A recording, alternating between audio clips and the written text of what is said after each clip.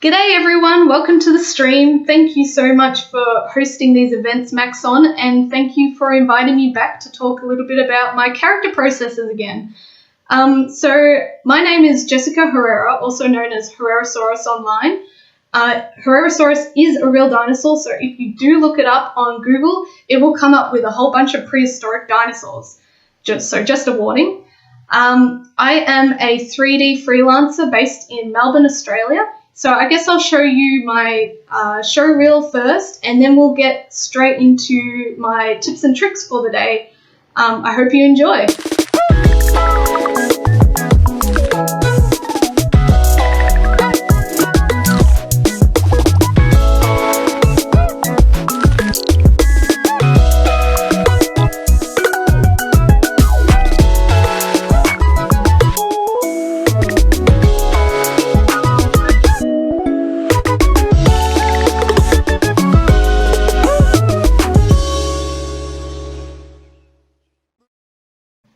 So I highly recommend, if you haven't watched my last Maxon talk, it was SIGGRAPH 2019, was all about topology and modelling skills in Cinema 4D.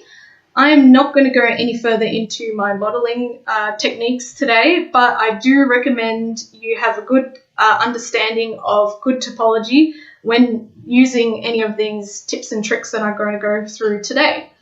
Now, I'm going to talk more about using the standard biped rig in Cinema 4D.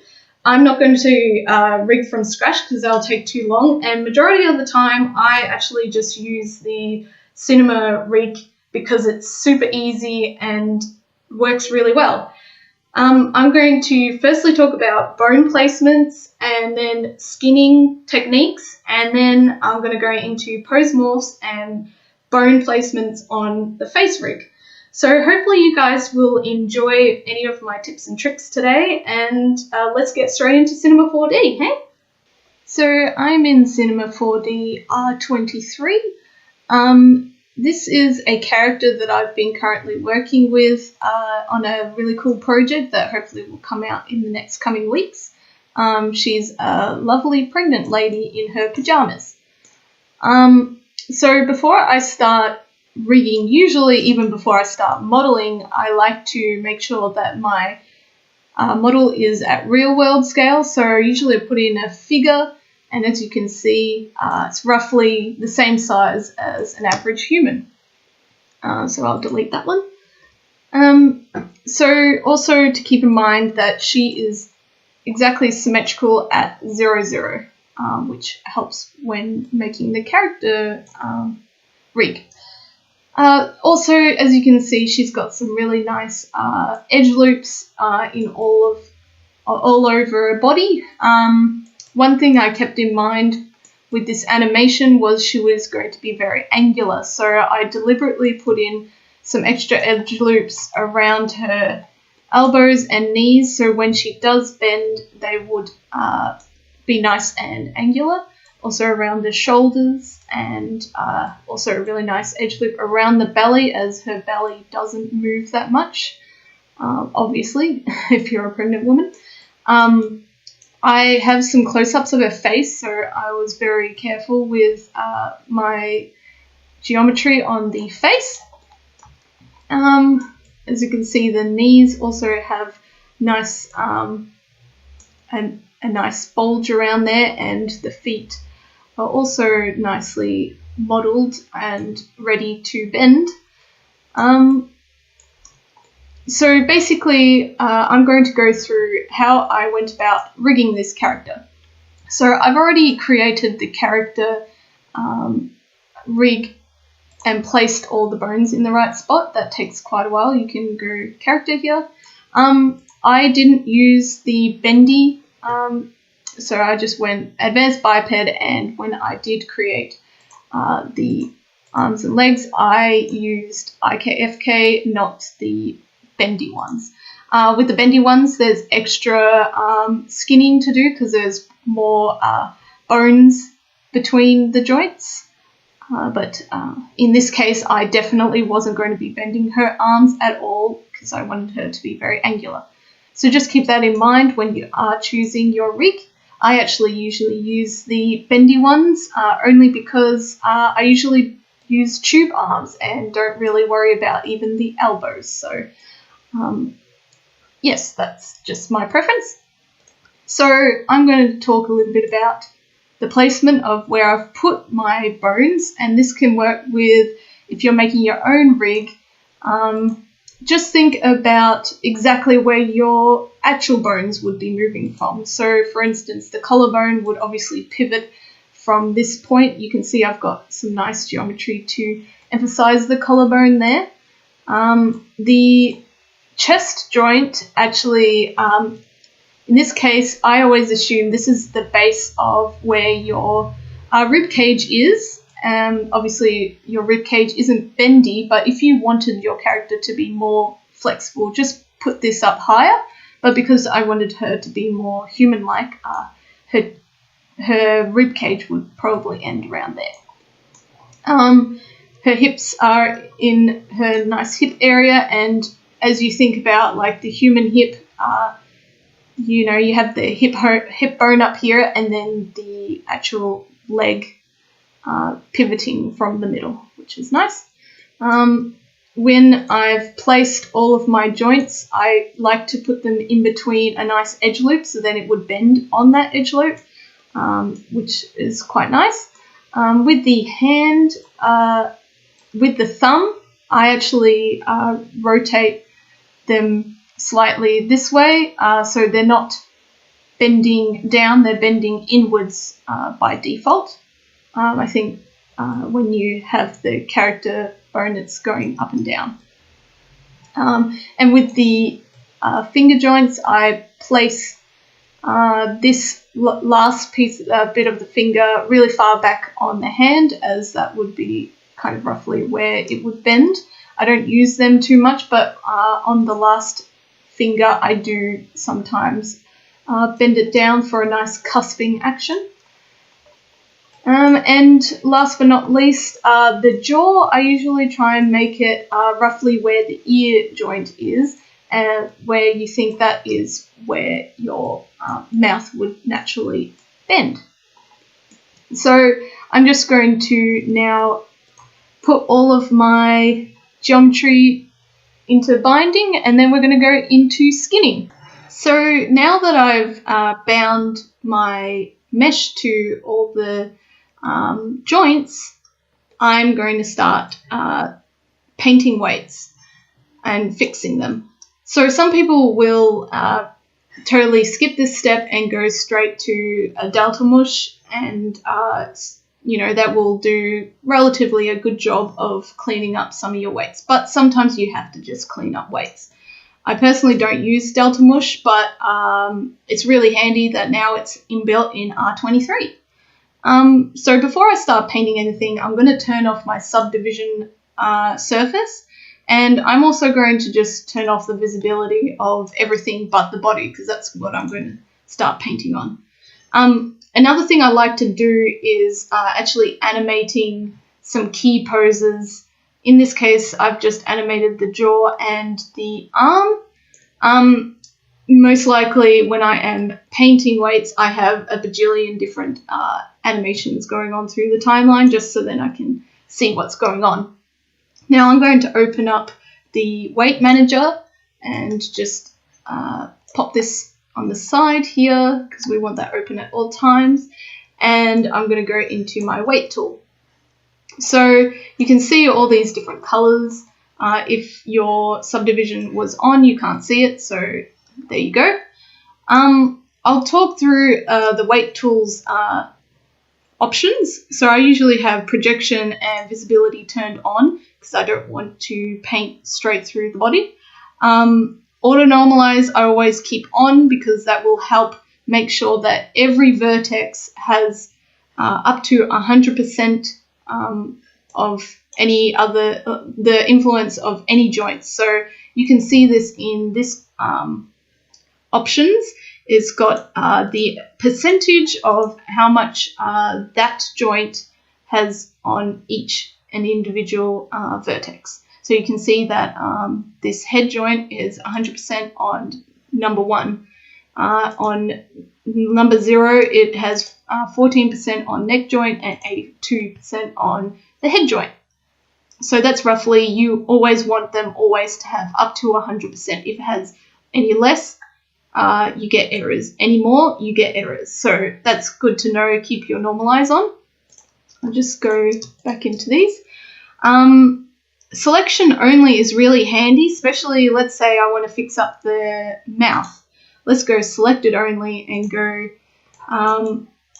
let's go faces and do UL for my loop selection. I'll select, let's go around the mouth, and maybe I'll just delete this and UF to delete that fill.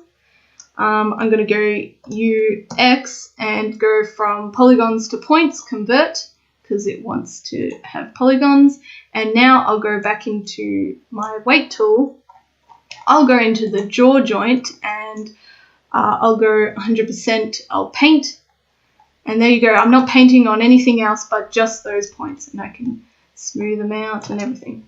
So now when I animate, I should get out of points mode, animate. As you can see, very awkwardly, it is now moving with the jaw. Now I'm going to turn that off so then I can actually just, freely paint. So the modes are very important. So right now I'm in absolute, which means that I am painting exactly 100%. As you can see, 100%. Other modes are add. So if I say let's add, I've got 48%. I'm painting 48% every time I'm painting, and it will just add on top of each other. I personally don't like using that because I like to know the exact strength. So I'm usually always on absolute, and you can move this up and down. So if I want to be exactly 50%, I can paint 50%. Subtract is the opposite to the absolute. So obviously you'll be deleting whatever you have strength here. I've deleted 50%. To keep in mind, if you want to subtract from a 100% painted joint, you have to smooth it out first. So if you go to smooth and smooth it out, and then you can delete from it. I don't know why, but as you can see, this joint must be at 100%, and so I couldn't paint that one out. So just keep that one in mind. I don't know why. It's a weird bug in Cinema. Every version has it. It's a bit annoying, but yeah. Anyway, so that's subtract. Smooth is obviously to smooth out anything. I don't really use bleed, but you can use that to kind of extend your selection. Intensity is to make your selection more intense, whatever you have. It won't do anything to 0 points, which is good. And I don't use remap. Prune is handy, so if you, let's say, anything under 50%, it will delete. So that's cool. Just do that. I don't use dropper either. I'm not really sure what that does. But I usually am always on absolute. And the cool thing is if you press shift, you can smooth. And if you press control, you can delete. So that's really handy. This is your brush fall off. And I don't usually use clamp, but you can clamp whether you want to have higher or lower. Another cool thing is symmetry. Having this enabled in name, it means that you'll be painting symmetry on that one joint. If you have it by name, and let's see, you can see in these joints, if you put in the left L underscore and in the right R underscore, let's say I go to the hip joint and start painting 100% on here. You can see that it is also painting on the opposite hip as well. Now, sometimes this doesn't work. You can easily go copy and then replace, and then just go flip, and now it's flipped. Now, a little tip is quite often if you've painted you can have some overlap of over 100% on your vertices. So as a test, let's see, as you can see, there are some very strange things happening here. That is because we pasted over some of the geometry. A way that you can fix that is if I go back into the lady and into that hip, I can go normalize, and sometimes it fixes it up. But as you can see, this vertex is now very confused. It has no influences whatsoever.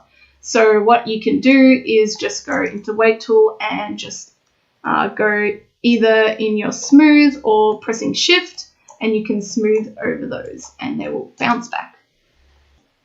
Okay, so I've just quickly placed her back into the 0 position. And what I'm going to do is probably finish off, maybe I'll do the jaw to show you just how I usually work. So I might just go back to selection. I might go turn off only select visible elements. I might select all of the head. I'll just deselect some of these points. There we go. So now I'm going to go back into object mode. I'm going to go back into my weight tool. Let's go to the jaw. Let's have a look at what's going on. Oh, it's looking very scary. So what I'll do is I'll go selected only, and let's start painting, I guess. So I'm smoothing this, so pressing shift down. Actually, I should be turning on by single, so then I can get it on both sides, painting on both sides. So I will paint down these.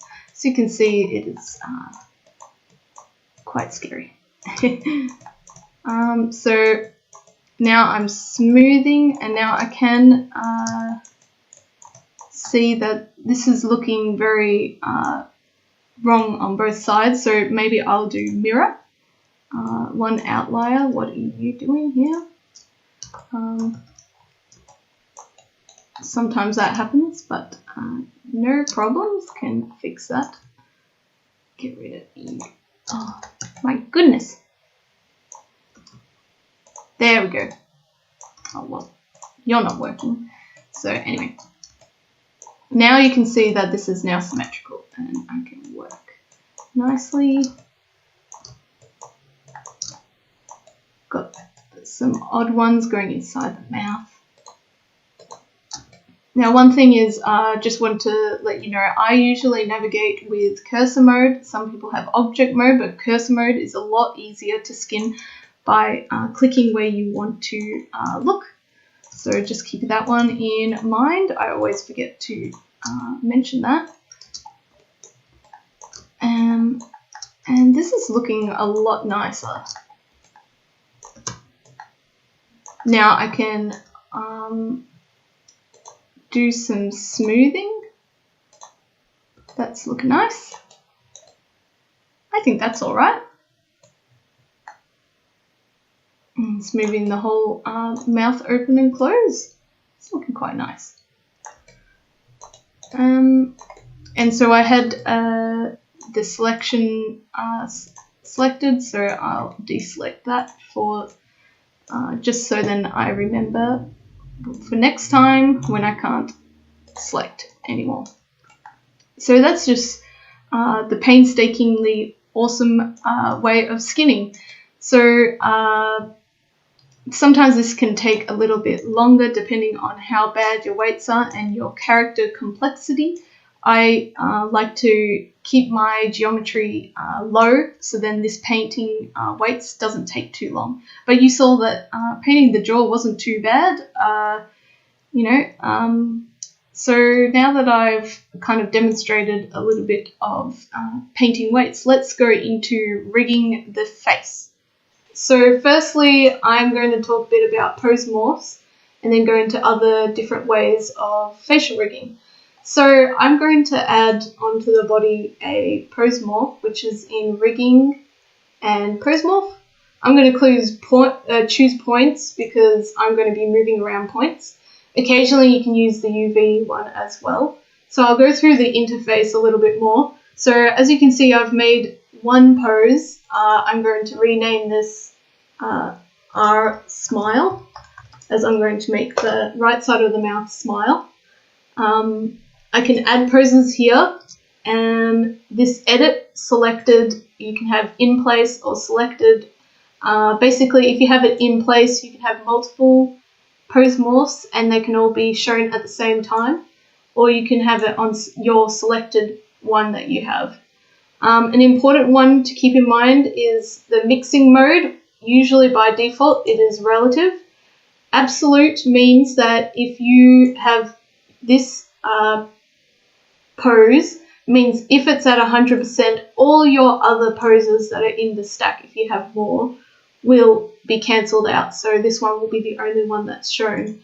Relative will show a whole bunch of them added onto each other, so you can see them all merged together. Rotational is when you can choose a point or a edge to rotate around. I'll show you that in a bit longer. Tangential ones I do not use. I'm not quite sure what they do. And correctional PSD is when you set driven keys to make poses work, which I don't use this. I do my own espresso set driven keys. This one is a bit buggy for me. So I'm going to go back to relative. This is obviously the strength, so if it's 0 to 100%, that's what you're going to be animating. You can also have a duplicate of your body that's got the pose morph on it, and you can sculpt it and you can just target from there. Also, you can have one from external files, which I have never used. Anyway, so I'm going to start moving points around. I'm going to select one point and I'm going to go into my soft selection. I might change this to 1.5 centimeters, and I'm just going to move it about. This is very rough. I would usually take the time to make this look really nice. So that looks pretty smiley, and so I'm going to copy this one and paste. I'm going to rename this one L, and then I'm going to flip X. There we go. And so if I select in place, you can see both of them smiling at the same time. But two selected. Now, this interface is pretty terrible to animate with. You don't really want to have to deal with these sliders on a tag on the body. So I personally like to have controls on the face. So I'm going to add in just a regular circle. Go into, this is way too big. We don't want 2 meters. We'll have it at 1 centimeter. I'll move that up to the face.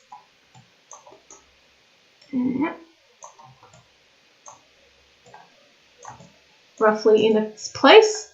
Now I'm going to freeze all its transformations because I want this all to be at 0. So now I'm going to use an espresso tag, and don't be scared, this isn't too hard to do, but I'm going to put one here. I'm just going to rename this into mouth rig. Now I'm going to drag this pose morph on here. I'm going to get my strengths of my 2 pose morphs in here. I want to bring in this circle. Now I've only got it for the one side, so I guess I'll only show it for the one side of the mouth. I'm also going to use this range mapper, which is conveniently just right there. Range mappers are my favorite. So I'm going to get, I should probably check, it's going up and down, so up in the Y, positive and negative. So I want its local position Y. And I'm going to drag this into the input. Now, so we can see what's going on here. So the input range is going to be 0 to 100 because it's just a value. And the output is going to be a percent because that's what our pose morph is. So I want the input upper to be 1 centimeter. So basically when I move the Y up 1, it will cause my pose morph to be 100%.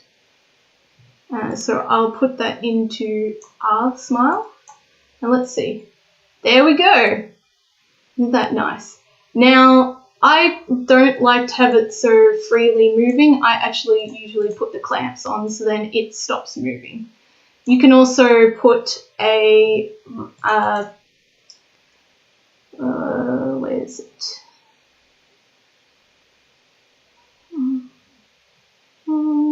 A protection tag. So I would like to limit the Y from 0 to maximum 1. So now it will only move to 1 and down. So that's nice and handy.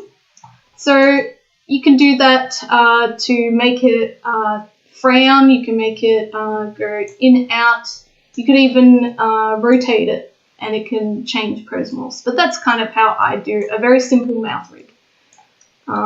So I hope that helps. I'm going to now show you an eye rig. So I'm just going to add a new folder. I'm going to call this one mouth. So I'll add these two to the mouth. And now I'll add a new folder and call it eyes. Now I'm going to add a pose and put it in the eyes. I'm going to call this one our upper eyelid. So I'm just going to do a very quick eyelid closing. Now I'm going to turn off this and just imagine this looking very nice.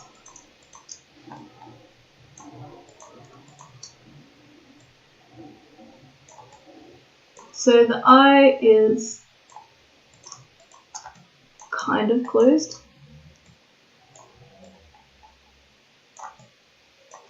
There we go.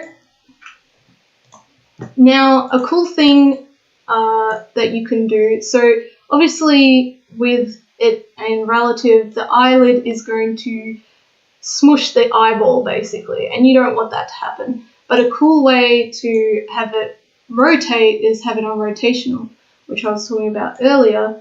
You can have a point or an edge. So I'm going to choose this edge to rotate on.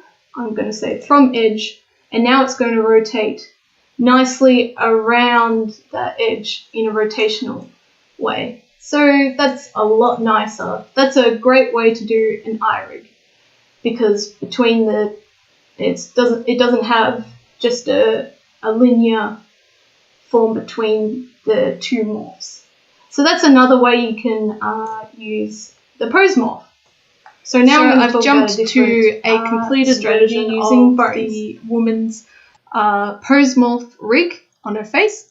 As you can see on her pose morph tag, there is many different pose morphs.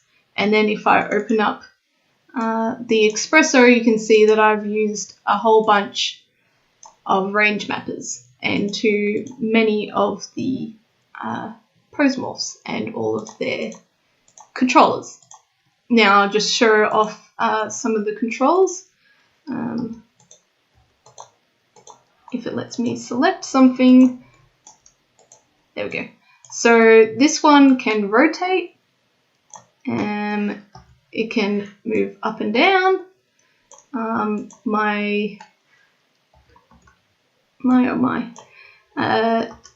I'll select one of these and I can move the mouth in and out. I've also got some secondary movements, see, and the same as the bottom. The eye is also rigged up, so I can move the bottom lid and the upper lid using the rotation pose morph. I can also squeeze the eye, which is handy. Also, the eyebrows are linked up. So basically, I've got a pose morph on the eyebrows and on the face. So then they move together. So that's a fun little piece. So I'm going to jump into talking about using bones on the face now, using the same woman. So my second way of rigging, and I also tend to use it in conjunction with pose morphs. So as you can see, I've created a few little controllers here. I'll just move them around. So what I've done is I have created a whole bunch of individual bones and just embedded them into some splines and frozen the transformations.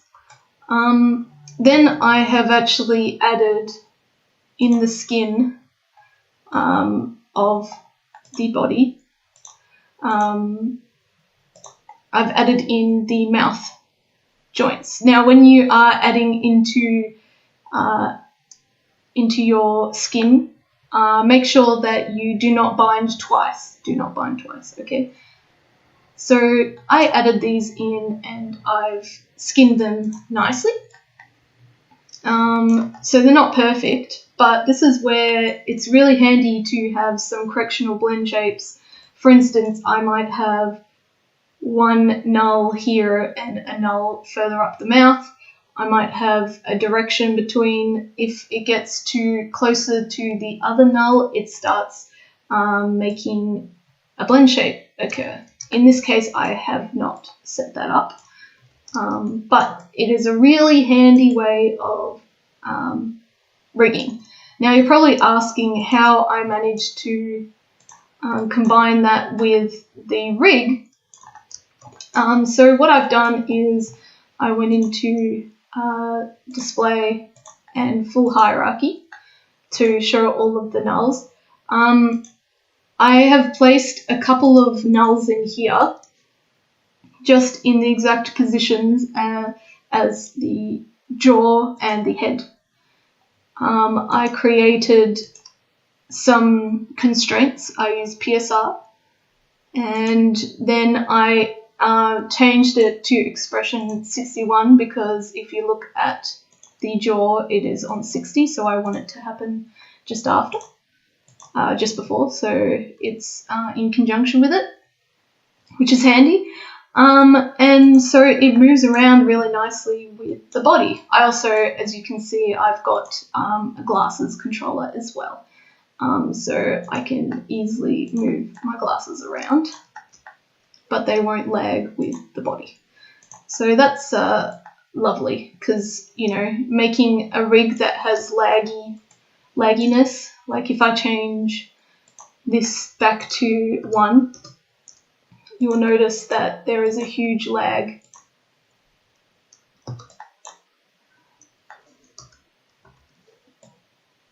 See? That's not what you want. So that's something to keep in mind. So that one's an easy way of getting some extra controls to the mouth rig. Another way of animating a mouth, and I don't personally use this way, but some people like to use it, is using IK splines, where you have a little bit more movement on a spline than just on individual movements. So I might show you how I made this outside of this rig, because it can get a little bit complicated. But as you can see, you have a bit more movement in the lip than you did with moving just the individual mouth joints. So yeah, this one is interesting the way it's made. So I'll just explain a little bit further on that one. This kind of rig can also be used for an eyelid as well. So I'll just jump into another file and start this from scratch. Okay, so now I'm going to start it off on a fresh mouth. So I'm going to start off by making the joints. So I'm going to go into character and joint tool. Now I want them to be the same shape as the mouth. So what I'm going to do is I'm going to turn snapping on and snap to vertex. So basically I want to snap to each one of these points. So as well as pressing Control, I'm going to click down and click on all these points. Now I'm just making the upper lip for now, just to demonstrate. So I've done the joint section, and now I'm going to select all the joints, and I'm going to press Shift C and look for joints to spline. So now I've created a spline. Now I'm just going to solo that spline and have a look at it. Now there's quite a lot of points on it. I don't really want that many. I'll probably keep 3 of them. So I'll delete these ones. And then I'm also going to turn this one into a B-spline. You can use Bezier as well. Don't really mind. Maybe Bezier works better for this. And now I'm going to do that again. Turn off snapping because it's annoying. So that's one joint chain, and you'll do the same for all 4 parts of the mouth. So I'm going to create a IK spline, and what I'm going to do is attach this to the spline that I just made and attach it to the end. So right now you'll find that your points should influence the joints, as you can tell. Now what I'm going to do in here is go from fit to relative, just so then when I do extend the bones that they kind of stretch out together. So that's looking pretty nice. I'm pretty happy with that. A little bit of control here. So now I'm going to make the controllers. So there was 3 points on the curve. So I've just made 3 and create 3. Now I would name these properly to make it a lot easier to see what's going on. So I'll turn these to 0.3 maybe. So now you'll see that I can actually move these joints around, which is really nice. Now with that in mind, I can then bind these to the mouth of the girl, and then I can start animating them. So that's a very basic way of doing a spline mouth.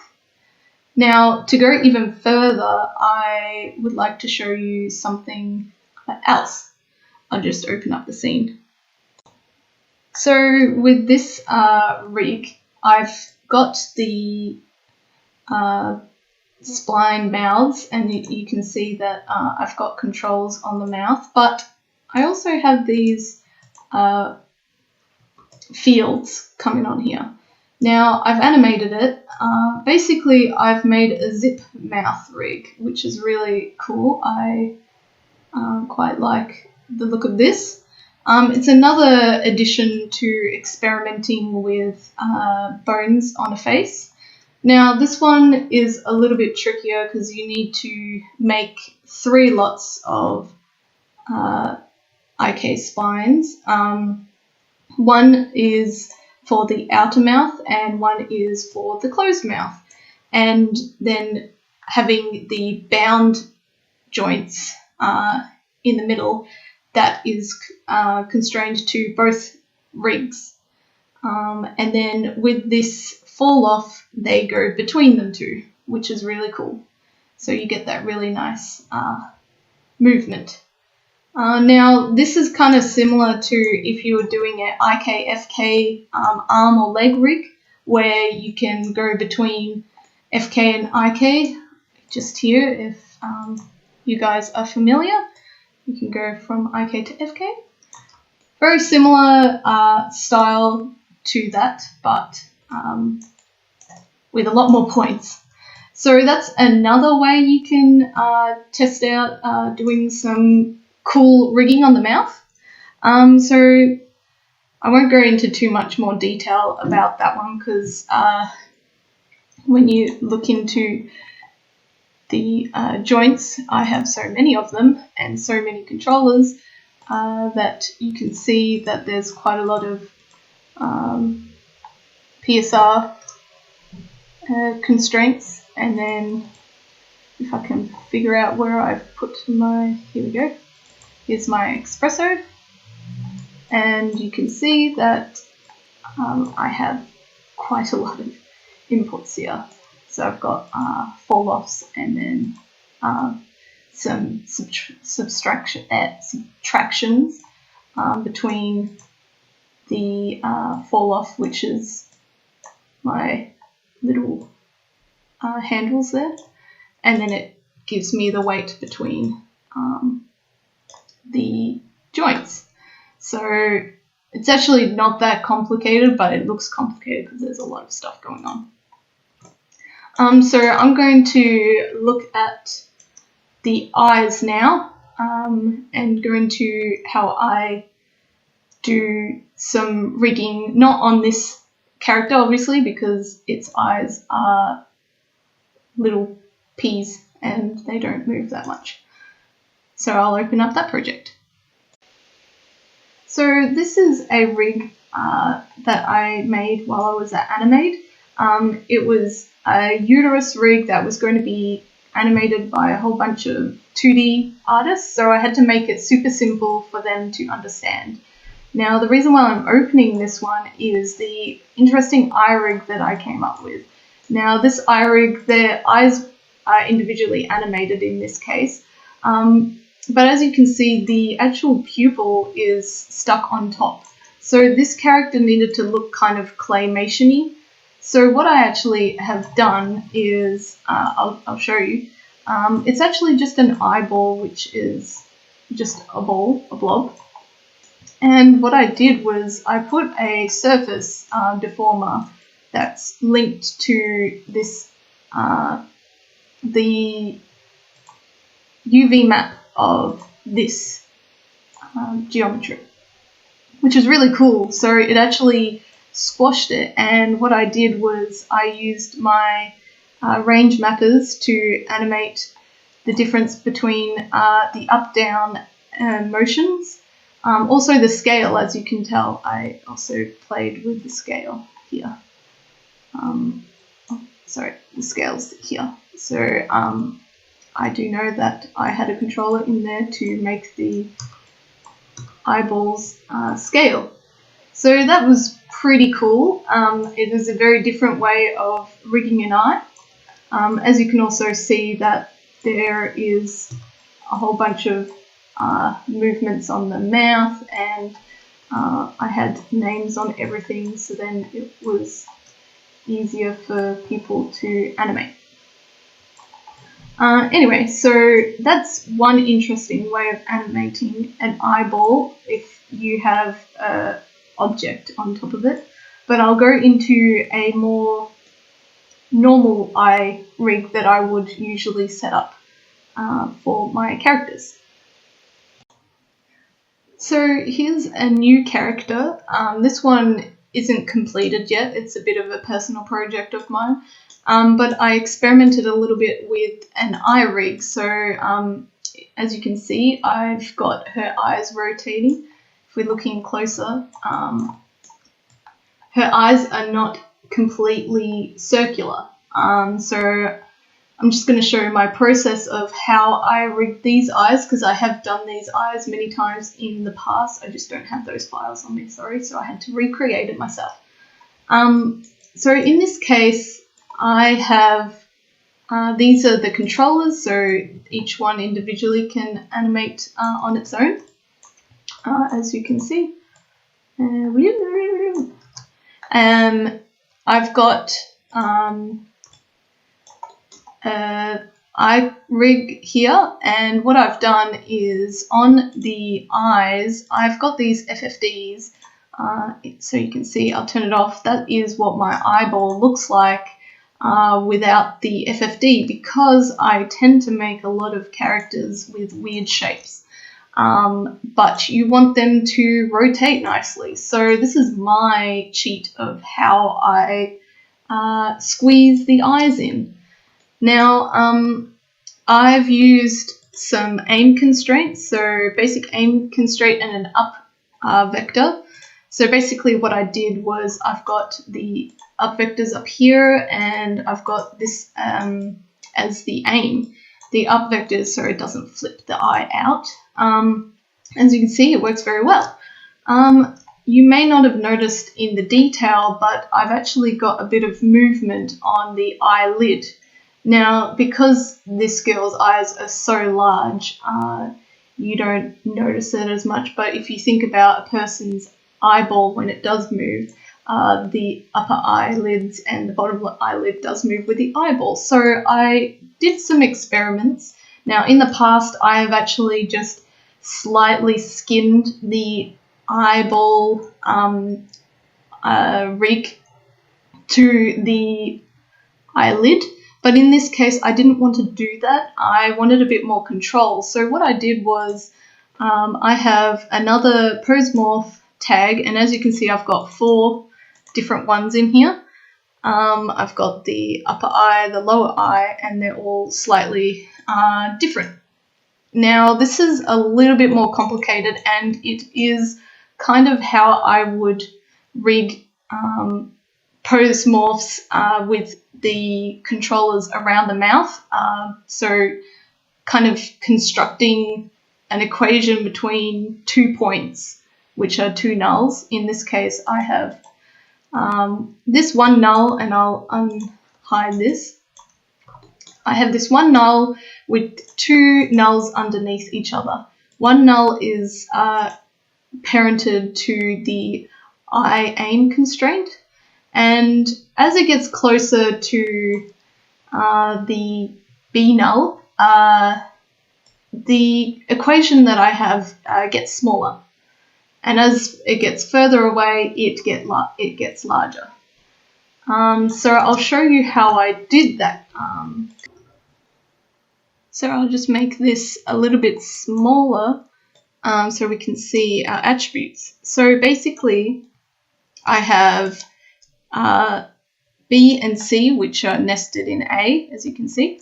I've gotten their real position and plugged them into a formula node. I also worked out the dot product, which is a trigonometry equation between the 2 positions, coming out with one result, which is plugged also into the formula node. Then I've done an inverse trigonometry equation using the 3 values together, and that comes out with another result. And then I've plugged that result into my 2 range mappers to go from 0 to 100 using this result as a driver. So if you notice, I'll pull this away, the value gets higher, and I'll pull it closer, and it's getting smaller. So that's basically how the mathematics works on that. Hopefully you could keep up with that. But that concludes all my tips for the day. Thanks for tuning into my stream today. I hope it helped you understand a bit more about skinning and rigging in Cinema 4D. Thanks, Maxon, for having me back again, talk about my character skills. And if you guys ever want to ask any questions or just plain old chat, you can find me at Herrerasaurus.work. That's my website, and it has any links to any of my social media accounts. I hope that I can meet you guys in person or just chat online. And thank you. Goodbye.